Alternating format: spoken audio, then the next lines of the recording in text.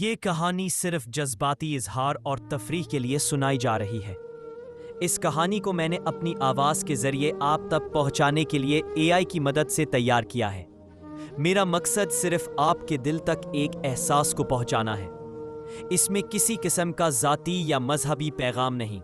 बराहे करम इसे सिर्फ एक कहानी ही समझा जाए। सब समझते हैं कि हर आंख कुछ कहती है, लेकिन कभी कभी कुछ आंखें सिर्फ देखती नहीं, वो तुम्हारा पीछा करती है, तुम्हारे अंदर छुपे खौफ को पढ़ लेती है और तुमसे वो सवाल करती है जिसका जवाब तुमने खुद से भी छुपाया होता है।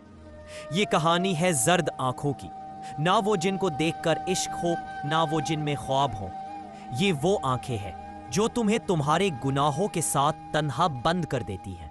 आज रात तुम्हें भी इन आंखों से मुलाकात होगी, लेकिन खबरदार, कहानी सुनने से पहले यकीन कर लो कि तुम अपना सच बर्दाश्त कर पाओगे। 10,000 साल पहले, जब जमीन पर जंगलात की सांसें, दरियाओं की सरगोशियां और पहाड़ों की खामोशी एक मुकद्दस तवाजुन में थी, तब एक छोटा सा गांव आबाद था। इस गांव का नाम था चंदरगढ़, जो चांद्रिया नदी के किनारे बसा हुआ था। इस नदी का पानी इतना शफाफ था कि रात को सितारे अपनी परछाइयां इसमें देखते। सुबह की सूरज की किरणें जब बांस के जंगल से छूकर निकलती थी तो पूरी वादी में सुनहरी रोशनी बिखर जाती और रात को चांदनी उनके मिट्टी के घरों पर चांदी की चादर सी बिछा देती। यही गांव एक ऐसी कहानी का गवाह बना जो मोहब्बत, लालच और कुर्बानी की अमर दास्तान बन गई।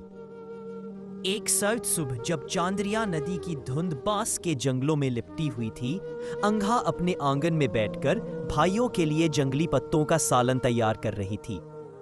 अचानक चाकू से उसकी उंगली कट गई। खून की चंद बूंदें पत्तों पर गिर गईं। घबराहट में उसने पत्ते साफ करने की कोशिश की, लेकिन कुछ निशान रह गए। उसने उसी पत्ते का सालन तैयार किया।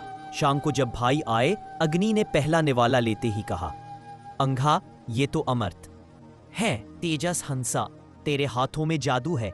सब ने बहुत तारीफ की।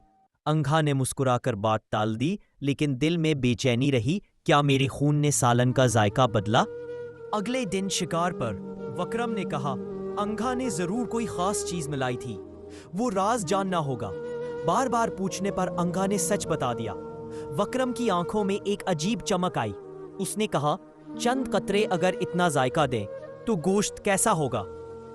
अग्नि और तेजस को यह मजाक लगा, मगर रणवीर और सागर ने खामोशी से हिमायत की। नीलकंठ चुप रहा, मगर चेहरे पर संगदिली थी।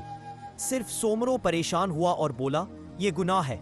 वक्रम ने धमकाया, अगर जबान खोली तो तुझे भी मार देंगे। अगले दिन विक्रम ने अंगा से कहा, तेरे लिए रिश्ता आया है, जंगल पार एक अच्छे खानदान से।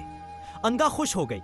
नीला घाघरा पहना, सजी सुनौरी और भाइयों के साथ चल दी। सोमरो का दिल टूट रहा था। जंगल में एक ऊंचे पहाड़ी टिकाने पर पहुंचकर भाइयों ने अचानक अंगा को पीपल के दरख्त से बांध दिया। अंगा चीखी, भाइयों ये क्या?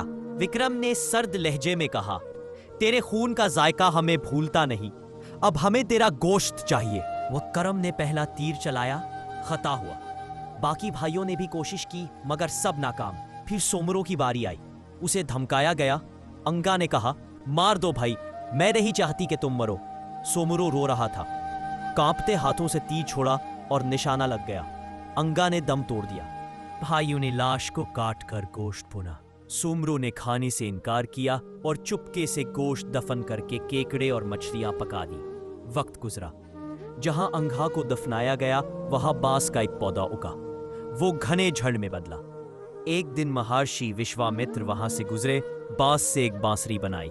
जब वो गांव आए तो बांसुरी ने ये गाया, यही है गुनाहगार वक्रम सबसे बड़ा, जिसने बहन को मारा, मोहब्बत को धत्कारा।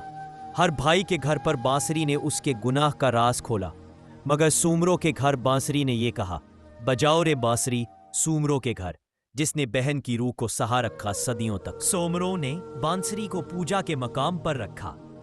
कुछ दिन बाद उसने महसूस किया कि घर में किसी की मौजूदगी है। छुप कर देखा तो बांसुरी से रोशनी निकली और अंघा की रूह जाहिर हुई। वो घर सजाती, दीपक जलाती और फिर बांसुरी में लौट जाती। सोमरो ने ये बात कुसमा, विक्रम की बीवी, को बताई। कुसमा ने कहा, बांसुरी को जला दो, और उस पर नदी का पानी छिड़क दो, मगर भाइयों को ना बताना। मगर विक्रम ने सुन लिया और भाइयों ने बांसुरी चुराकर नदी में फेंकने की कोशिश की। उसी वक्त महर्षि विश्वामित्र आ गए। भाइयों ने उन्हें भी धकेल दिया। सोमरों ने बांसुरी छीनी, आग में डाली और चांदरिया नदी का पानी छिड़का। एक तेज रोशनी फूटी और अंधा जिंदा होकर सामने आ गई। गांव में बात फैल गई। सोमरों ने सारी कहानी सुनाई। गांव वालों ने 6 भाइयों को पेड़ से बांध दिया। कुछ लोग उन्हें जलाने का कहने लगे, मगर अंधा ने कहा, अगर हमने उन्हें मारा तो हम भी उन्हीं जैसे हो जाएंगे। उनका कफारा जंगल में तन्हाई है। 6 भाइयों को जंगल में छोड़ा गया। वो वहीं मर गए, एक एक करके, एक नामालूम बीमारी से। सोमरों और अंधा ने नई जिंदगी शुरू की। अंधा ने औरतों को जड़ी बूटियां और कढ़ाई सिखाई।